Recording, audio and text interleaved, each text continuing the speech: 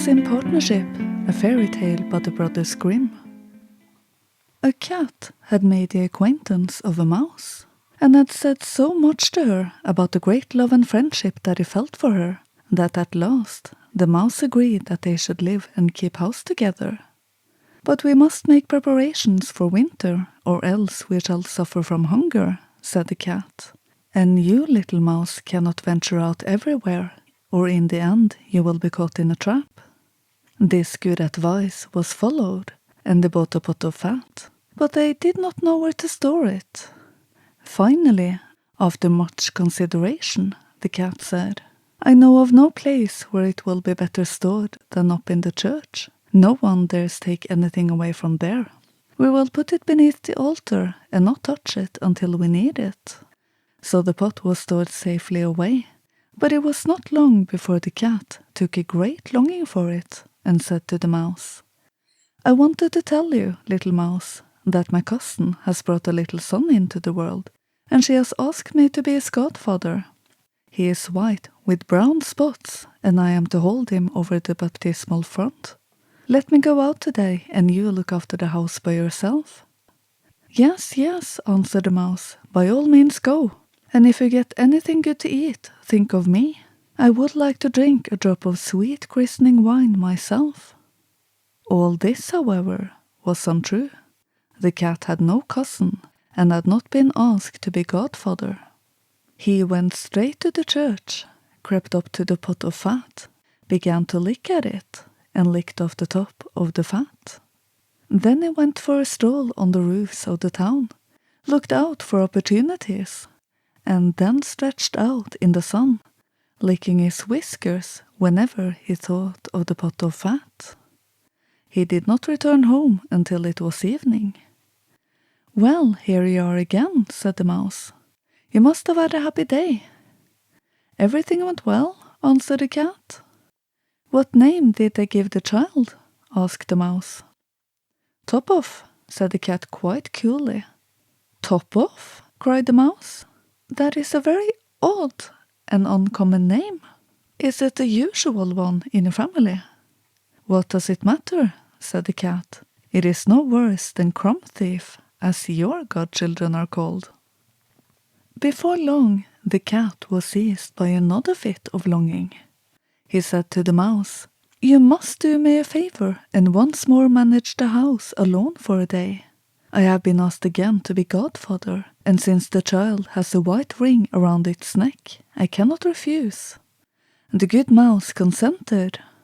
However, the cat crept behind the town wall to the church and devoured half the pot of fat. "Nothing tastes as good as that which one eats by oneself," he said, and was quite satisfied with his day's work. When he arrived home, the mouse asked, "What name was this child christened with?" "Half gone," answered the cat. "Half gone? What are you saying? I have never heard that name in all my life. I'll wager is not in the almanac." The cat's mouth soon again began to water for the delicious goods. "All good things come in threes," he said to the mouse. "I have been asked to be godfather again.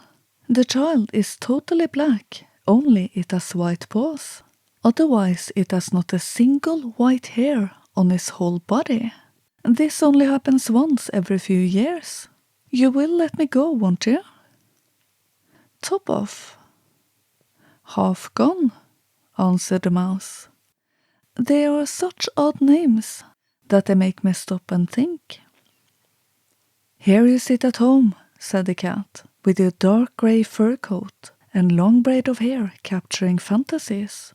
That is because you do not go out in the daytime." During the cat's absence, the mouse cleaned the house and put it in order, but the greedy cat devoured all the rest of the fat. "One has peace only after everything is eaten up," he said to himself. Well filled and fat, he did not return home until night time. The mouse immediately asked what name had been given to the third child.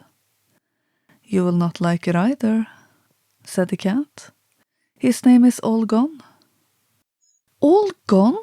Cried the mouse. That is the most worrisome name of all. I have never seen it in print. All gone! What can that mean? Then she shook her head, curled herself up, and lay down to sleep. From this time forth, no one invited the cat to be godfather. But when winter had come, and there was no longer anything to be found outside, the mouse thought of their stored food and said, "Come, cat, we will go to our pot of fat which we have stored for ourselves. It will taste good now." "Yes," answered the cat, "you will enjoy it as much as you would enjoy sticking that dainty tongue of yours out of the window." They set out on their way, but when they arrived, the pot of fat, to be sure, was still in its place, but it was empty. "Alas," said the mouse, "now I see what has happened. Now it comes to light. You are a true friend. You ate everything when you were serving as godfather. First top off, then half done, then—" "Be quiet!" cried the cat. "One more word and I will eat you too." All gone was already on the poor mouse's lips. She had scarcely spoken it before the cat sprang on her, seized her, and swallowed her down. You see, that is the way of the world.